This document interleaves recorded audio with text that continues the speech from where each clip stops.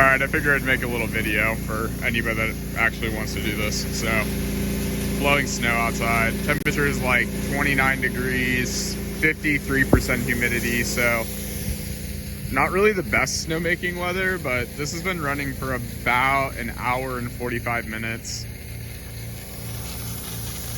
It uses a 2.5 gallon a minute pressure washer and a 20 gallon Harbor Freight air compressor. So I'll post up a little video later of how the actual gun is assembled, but basically all the fittings are just bought at Lowe's and Home Depot.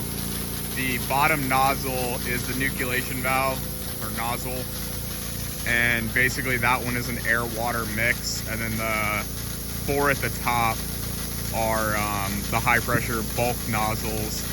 So you can kind of see that the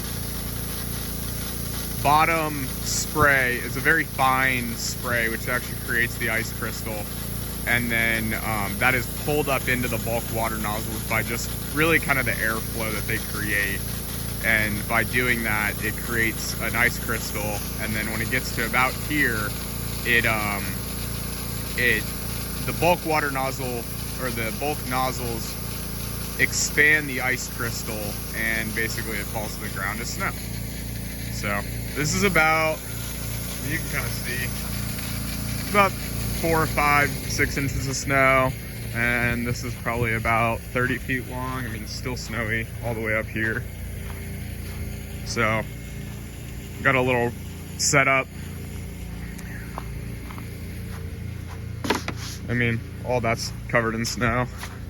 That's covered in snow, and it hasn't snowed at all. So you can kind of see the ice crystals. Of course, now it won't focus, but yeah, nice little project that I wanted to do.